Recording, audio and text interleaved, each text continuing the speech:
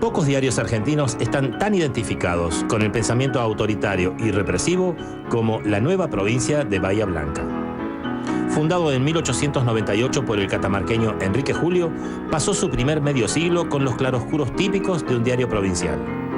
Pero tras la clausura que sufrió en los 50 durante el gobierno peronista, apoyó sin condiciones los sucesivos golpes militares.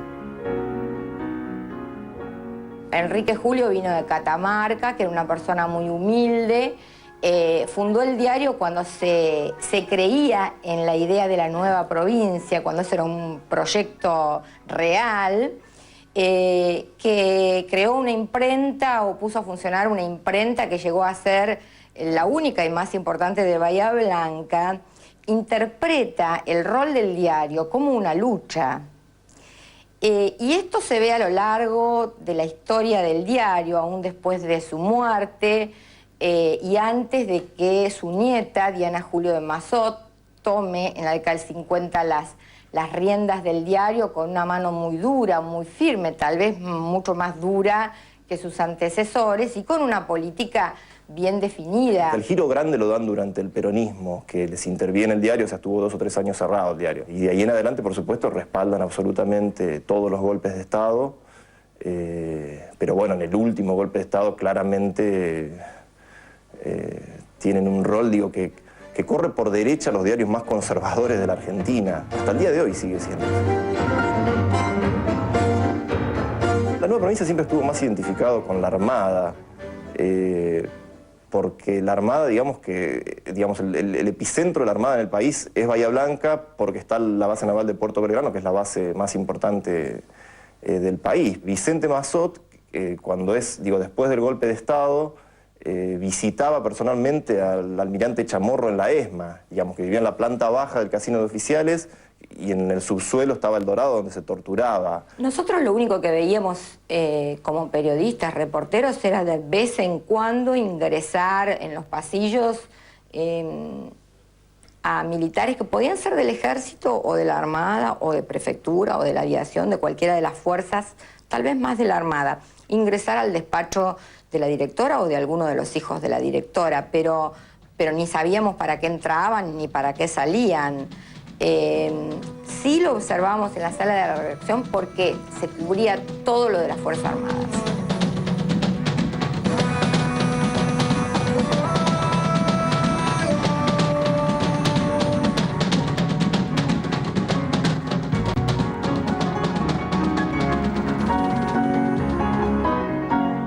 En 1959, La Nueva Provincia pasó a ser dirigido por Diana Julio de Massot, nieta del fundador, quien profundizó la línea totalitaria del matutino en los años 70. El diario reclamó abiertamente que los militares se hicieran cargo del poder desde que asumió Cámpora, es decir, no durante la dictadura. 3 años antes estaban reclamando que los militares asumieran. Reclama abiertamente que las Fuerzas Armadas tomen el poder y que eliminen a los subversivos, digo, palabras que usaban bien explícitamente. Y después, en los meses posteriores al golpe, ellos se sienten defraudados, en algún sentido, por lo que llaman una línea legalista de las Fuerzas Armadas. ¿A qué se refieren? A que no se animaron a fusilar abiertamente, a hacer juicios sumarios y fusilar. Por ejemplo, en julio del 76 ellos dicen: es hora de abandonar esta absurda y forzada mentalidad legalista que parece querer imponérselos, y proponen juicios sumarios, pena de muerte dictada por autoridades militares, toque de queda y patrullaje militar en todo el país. Y quien cuenta esto con palabras un poco más claras todavía es Adolfo Silingo, el capitán que después sería el primero en reconocer su participación en los vuelos de la muerte. Silingo era muy amigo de Federico Massot, que era el más moderado de la familia. Todo está guardado en la memoria, sueño de la vida y de la historia. Yo, sin temor de exagerar, creo que ha sido una participación muy activa, al punto que considero que la familia Massot, la directora del diario en concreto, son partícipes del genocidio, partícipes de la represión para cometer delitos de lesa humanidad y para que se enriquezca una minoría poderosa que copó el Estado precisamente con esa finalidad.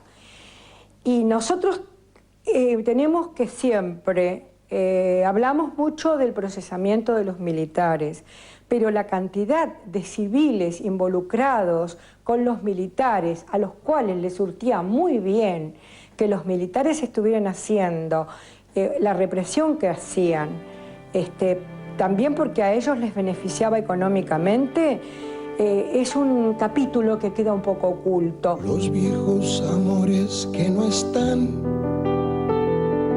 la ilusión de los que perdieron. Fueron mucho más allá. Ellos, por ejemplo, en septiembre del 76 publican 4 editoriales que titulan Radiografía de la subversión, la situación en Bahía Blanca, en la cual, digamos, no ocultan el conocimiento exhaustivo que tenían de cómo estaban operando las Fuerzas Armadas. Por supuesto, no dicen nada abiertamente de la existencia de la escuelita, que era el centro clandestino del Ejército, ni tampoco de los centros clandestinos que habían baterías y en Puerto Belgrano, que tenía la Armada.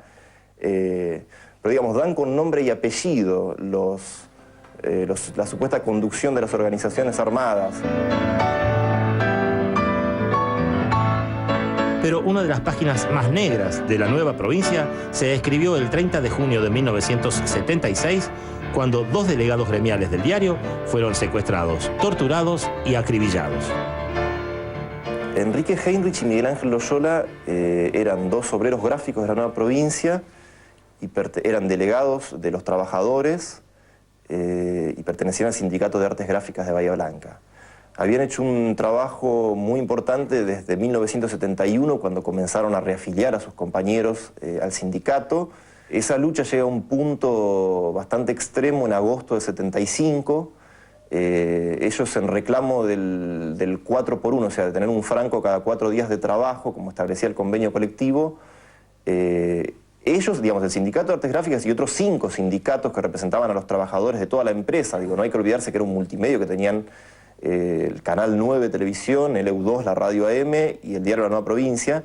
Digo, los 6 gremios deciden parar y el diario no sale durante 3 semanas. Esto fue en agosto de 1975. Después de esas 3 semanas, cuando el diario vuelve a salir, La Nueva Provincia, en un editorial, los denuncia como parte de un soviet, los acusa de ser parte de un soviet, denuncia la labor disociadora de los delegados, textual, labor disociadora, sugiere que pretendían alguna forma de gestión sovietizante. Después, el día del golpe de Estado, esto está contado por trabajadores de la propia imprenta, la directora y su hijo, Vicente Mazot, se pasean con una bandera argentina por el taller y los desafían, le dicen a ver si se animan ahora a hacer huelga. En esos días despiden a 17 obreros gráficos, pero no despiden a los que tenían fueros sindicales, como Heinrich y Loyola, que 3 meses después van a ser asesinados. Heinrich y Loyola trabajaron en el diario hasta la madrugada en la que fueron secuestrados, a fines de junio del 76. Primero fueron a buscar a Loyola alrededor de las 7 de la tarde, lo esperaron durante 7 horas que llegara, que volviera a trabajar en la rotativa.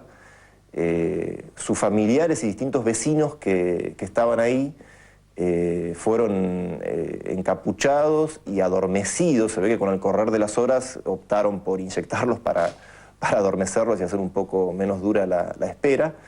Y cuando llegó Loyola los secuestraron, digamos, se los llevaron y fueron a buscar a Heinrich a su casa.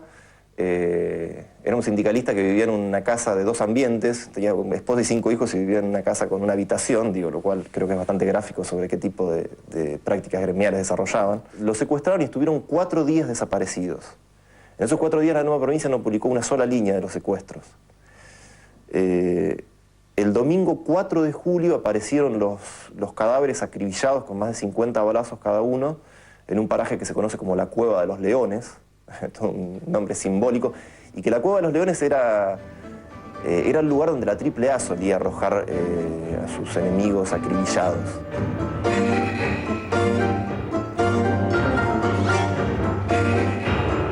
El juez Alcindo Álvarez Canal, el actual juez federal de Bahía Blanca, calificó los 2 homicidios como crímenes de lesa humanidad, pero lo cierto es que la justicia hasta ahora no investigó jamás los crímenes.